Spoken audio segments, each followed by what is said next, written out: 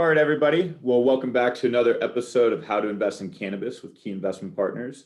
I'm excited to have Jason Zandberg here from PI Financial to talk to us today about the state of the cannabis markets. Jason, would be great if you could introduce yourself and tell us a little bit about you, how you got to PI, and kind of what your role is at PI Financial. Sure. Thanks very much for having me on your show. Jason Zandberg. I'm a cannabis analyst at PI Financial. PI Financial is a Canadian-based, actually Vancouver-based boutique brokerage firm. We have, we're a full research firm with capital markets, with over 200 investment advisors, full research team, 7 analysts. Full service, but a boutique firm, and we look at areas of the market that's a little more high risk, high reward. That's sort of our niche. The company's been around since 1982, we got into the cannabis space back in 2016, and it's been a great sector for me to cover. We've had our clients have done very well over that period of time as well. We've been in syndicates that have raised over $3 billion in total capital for the space. It's been a great run in the market, and great for our franchises as PI Financial. Yeah, fantastic, Jason. No, you guys have y'all have been in the market, some of the earliest analysts out there actually putting content out and working on deals in the space. What's your favorite transaction that you guys have worked on? I was the first analyst to cover Cronos, and we led probably the first 5 deals that Cronos did. Like I said, I covered Cronos back when it was called PharmaCann, and ironically, they just invested in the U.S.-based PharmaCann, completely different company. But we've been that's a name that we know very well. Still cover to this day, even though I've shifted most of my focus over the U.S. side. Cronos is still a name that we like, and we continue to cover. Oh, that's great. We actually have an advisory board member from Cronos on our team here. So a good group. Well, great. That's awesome. So curious, given your seat in Canada, what are some of the big differences between the U.S. and Canadian markets? Yeah, no, there's some pretty big differences between the two markets. I mean, you can look at the fundamentals and the licenses but the one overriding theme that I find that's different between the U.S. and Canada is the approach that the governments have taken. So in the U.S., most state governments have instituted either a medical or an adult use plan, and have taxed it and have focused on generating generating a tax base. So because of that, they don't put a lot of roadblocks. In Canada, it was designed to control the cannabis market. So they wanted to eliminate the illicit market, but very much control it. And that controlling factor has actually taken some growth potential out of the Canadian market, because they put up a lot of barriers in terms of packaging, in terms of the ability to deliver product. So it has actually slowed down the growth in the Canadian market. And I very much prefer the U.S. Cannabis markets because of that ability for companies to really take an entrepreneurial stance. Try to brand, try to package with unique packaging, which just doesn't exist in Canada. So that's probably the biggest theme that's often overlooked between the two markets. Yeah, I think once the U.S. capital markets can really open up to the cannabis industry, you'll see a lot of that kind of U.S. capitalism really come into play for these U.S. companies. And I think that's a good segue. What are your views on legalization at the federal level in the U.S.? I know we've been waiting for the Booker-Schumer bill to be announced for a couple months now. It seems to be late. What's going on in your opinion?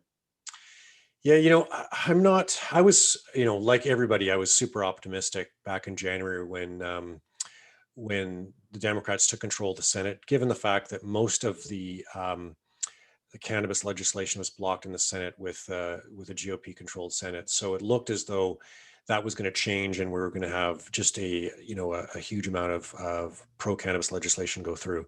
Sure. I'm not, now that we've seen, we're a little over 6 months into Biden's term, it looks as though there's still, a lot of issues. The GOP still doesn't look like they want to support anything that the Democrats have put out. So quite honestly, I'm a little more pessimistic about anything passing through Congress at this point. Sure. I'm very optimistic about the state level legislation. We've seen a ton of momentum, probably the most momentum we've ever seen at the state level, and it will eventually happen at the federal level. But we've just seen so much obstruction in terms of trying to get things passed, and to try to get 60 votes in the Senate, may be difficult in a cannabis bill. So if it happens, I think there'll be massive upside to this market. But I'm not so sure it's going to happen, before the midterms. And if depending on what happens in the midterms, if it ends up being a Democratic blowout, then I would imagine we'll see some pretty progressive cannabis legislation. But I am a little bit pessimistic right now, given the gridlock in Congress. Yep, that makes a lot of sense. And so, if it's not happening at the federal level, what are your views on maybe the Safe Banking Act? Yeah, I do think that there are some cannabis legislations that does have bipartisan support, and I think Mhm. some sort of revised Safe Banking Act that it seems ridiculous, and I don't care what party you're from. It seems ridiculous that a Canadian company can list on NASDAQ, have access to U.S. investors, global Right. investors, and raise money on that platform, and yet U.S. businesses that are in the same industry can't have access to that. They can't get on NASDAQ. They can't raise, have the same sort of it. So I think that in itself needs to change, and I think that has bipartisan support. So, and that quite honestly would be a huge catalyst for the cannabis markets, Yep. given being able to list on New York or Nasdaq would be a huge bonus and we'd just see a flood of capital flow into this sector. Given that Schumer is, it seems that he's focused on putting out his own version of the MORE Act. Do you think that something like the Safe Banking Act has a less of a chance of actually passing through because of their focus on potential federal legalization in the near term? Yeah, I mean, I believe that Schumer's focus is more on decriminalizing cannabis as opposed to making it. I mean, he's even gone on record saying he doesn't want big business to take over this industry. So that it kind of conflicts with the underlying elements of the Safe Banking Act, which would Right. really benefit some of the bigger cannabis companies. So we'll see. This is a bit of a longer road than we anticipated at the beginning of the year, but it will eventually cross the finish line. It just it may take a bit longer than investors were first prepared for at the beginning of the year. Sure. And Jason, I know you don't have a crystal ball, but if you had to give a range, what do you think this is? 2 to 4 years out, 5 to 6 years out, 10 plus? Yeah, I mean, right now, if I were to put a line on the over under, I would probably I'd probably say a 2-year timeline right now. Yeah. Sure. Yeah. Whereas in January I would have said 6 months. Yeah, that's really interesting. Yeah, that's I'd say that's pretty aligned with our views. We've when we discuss this with our investors and our clients, we usually say, just to be on the safe side, frankly, that's probably of a 2 to 4 year horizon away at this point. Frankly, for us as investors and being one of the fewer pockets of capital in the US, it's an interesting spot for us to be in, given how capital constrained the environment is. We have heard rumors of the NASDAQ poking around to potentially let certain plant touching companies uplist. Have you heard that as well, or I'm curious what your thoughts are there? I haven't. What I have heard is that so right now, U.S. cannabis stocks trade on a junior exchange in Canada called the Canadian Stock Exchange, or the CSE. Mhm. Their major exchange in Canada is the TSX, and I've heard rumors that they are They have not allowed plant touching, U.S. plant touching companies, but I understand that that is probably going to change in the near future. Now that helps a little bit. It doesn't obviously go all the way to a major U.S. exchange, but I have heard that the senior exchange of Canada is Sure. considered that. And if they do, maybe we'll see a bit of a domino effect, and we'll see more senior exchange do the same thing. Yep, that makes a lot of sense. So I think that that's a really great kind of segue into my next question for you, given our focus on kind of some of the public equities. What are some of the key criteria you're looking for in some of these cannabis companies publicly traded? Yeah. Yeah, I do a bit of a top down and bottom up kind of mixture. So I definitely, depends on which jurisdiction you're in. So that's the criteria. Right now, I'm not that bullish on Canada. So more into the U.S. and there's some states that I like better than others. So depending on where, what the footprint is, I will definitely look at which states that these MSOs operate in. So for example, Columbia Care is one of my top picks right now, and they are in a number of medical markets that are converting to adult use. So Mhm. that's a nice just jump in overall market potential when a state converts. Mhm. So definitely look at the where they what jurisdictions they reside in. Then from a bottom up, I definitely look at cash flow as a metric, as opposed to EBITDA or any other, even gross Okay. margins. So want to see a company that can generate cash from operations excluding working capital. So those are my two biggest criteria. Obviously, management in any, I've been covering small cap stocks all my career, and a good management team is you need to have that good management team, but it's a very difficult criteria to basically define. But you want to be able to have a management team that understands their markets, can Sure. can they have a good understanding of where they want to be in the future. They're trustworthy. They have a track record of success. But those are some of the key criteria that I look for when Totally. covering stocks. And that's not even cannabis stocks, but in this case, the jurisdictions definitely matter. It's a very unique market in that it's almost like the U.S. is broken into several individual countries with different rules, Right. different licensing platforms, vertical integration versus not vertical. I mean, it is a lot to be able to digest, and each one is very, very unique. Sure. What are your favorite states in the U.S. to invest in? Yeah. So I don't. I'm not a Or maybe some what are some. the characteristics of those states that you like? Yeah. Well, no. I mean, I'll tell you the states that I like. I love Pennsylvania.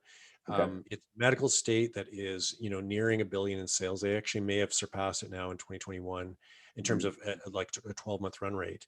When that turns adult use, I think that'll just be a phenomenal market. In Illinois and Michigan have both done very, very well right out of the Yep. gate. Um, I'm not so much a big believer on limited license states. I understand that it provides you an advantage early on, but I also am concerned about companies that are in limited license state. They really don't have any consumer feedback in that they're not in a competitive situation where you really have to hone your skills. So from that point of view, I love California, even though I know it's got a ton of issues right now in terms of a big illicit market.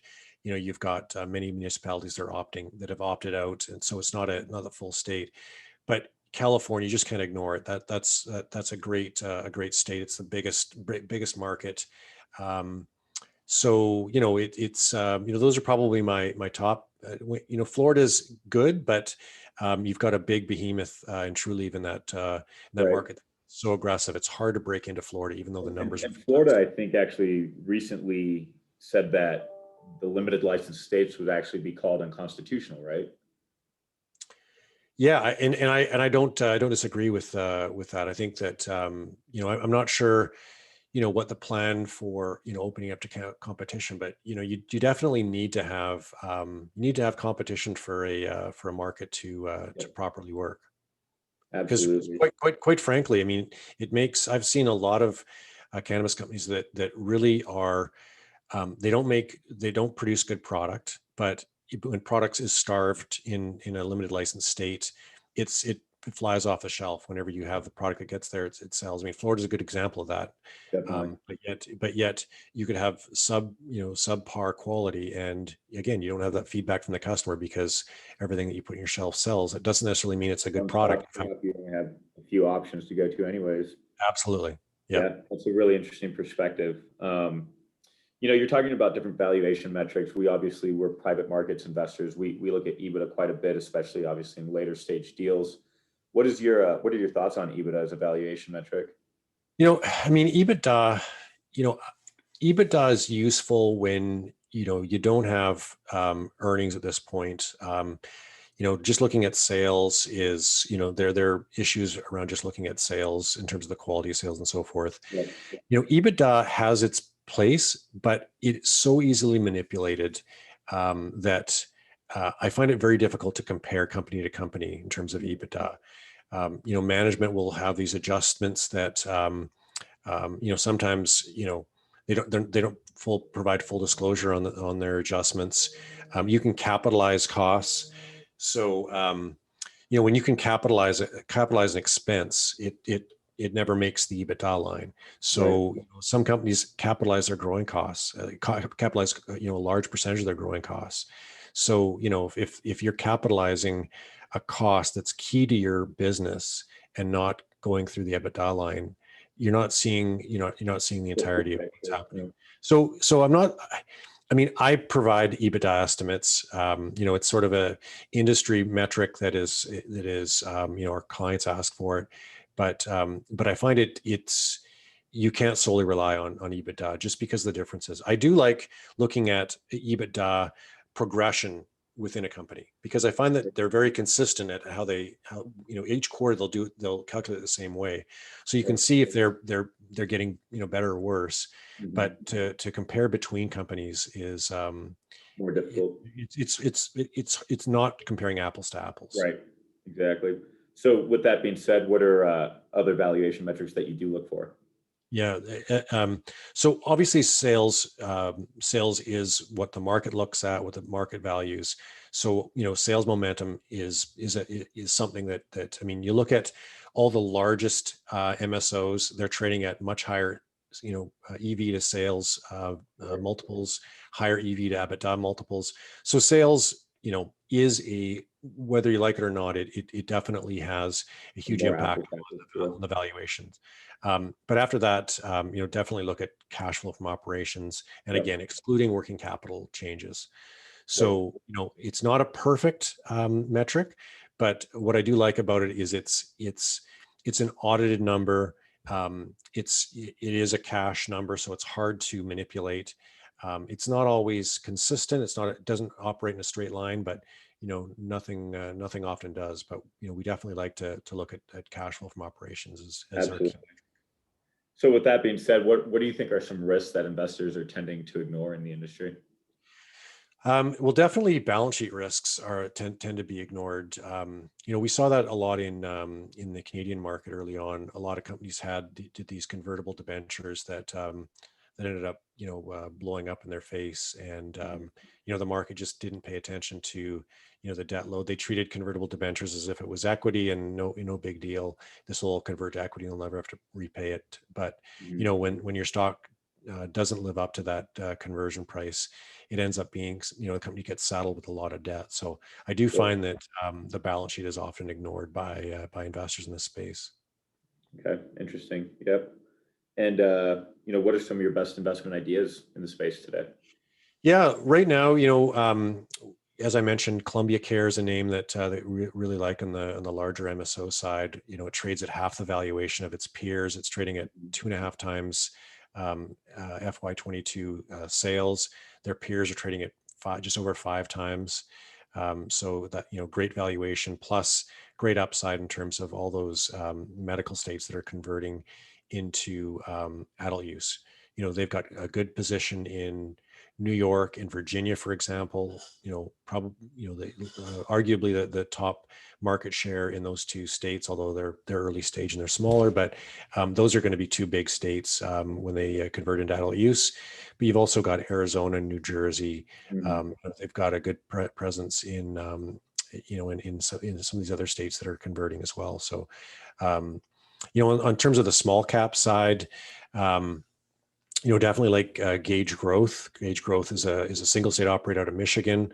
We love Michigan. It's sort of a nice combination of a fast growing state that has a underlying competitive element to it. Sure. So, obviously not everybody in Michigan's gonna do well, but Gauge looks as though they've got a good head start, and we do believe that they're going to be a dominant player in that state. Fantastic. So, yeah. And then another small cap name, Lowell Farms out of California. We do think that the California market will come into its own here, and Lowell has Lowell's iconic brand in California. Brands are still at a very, very early stage right now, but we do think that there are a few out there that could actually use the word brand, and I think Lowell is one of those names. Absolutely. Well, you heard it here first, folks. We got Jason Zandberg from PI Financial. Appreciate your time, Jason. This is super, super insightful. I think this is a great interview for folks to really get their feet wet and help them think about how to invest in the industry and the asset class, and kind of what to expect going forward. So really appreciate your time and enjoyed having you on the show today. Yeah, thanks very much. Enjoyed it.